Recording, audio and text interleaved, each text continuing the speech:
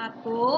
Nama saya Ika Septiani. Saya akan menjelaskan pengelolaan kegiatan pengembangan pada lembaga satuan PAUD sejenis SPS.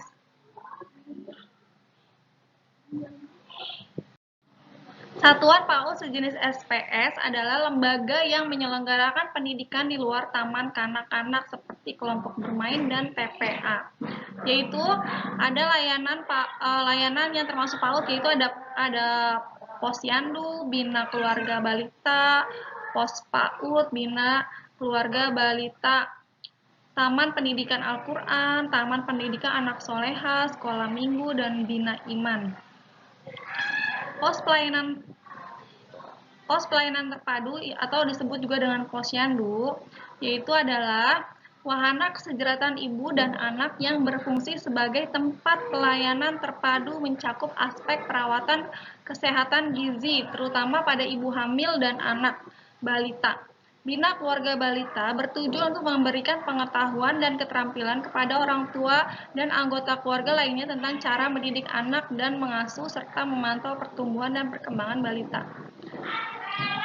Pos PAUD adalah program layanan pendidikan yang terintegrasikan dengan program Bina Keluarga Balita.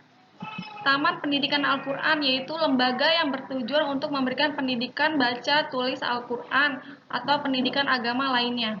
Taman Pendidikan Anak Soleha, Sekolah Minggu. Sekolah Minggu adalah sekolah yang biasa dilakukan pada pemberian pendidikan agama Kristen di gereja. Bidang pengembangan yang berkaitan dengan tujuan SPS.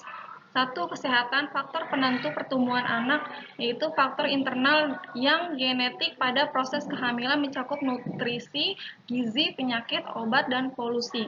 Yang kedua, faktor eksternal, berupa lingkungan sebelum lahir dan setelah lahir meliputi gizi dan stimulasi.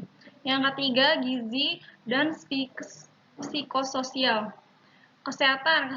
Kalau kesehatan, yaitu sumber daya manusia yang berkualitas sejak awal merupakan modal dasar bagi proses tumbuh kembang anak untuk selanjutnya.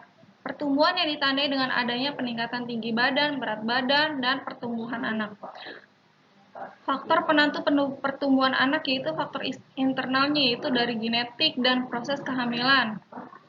Faktor eksternalnya meliputi gizi dan stimulasi penyakit populasi dan aktivitas anak.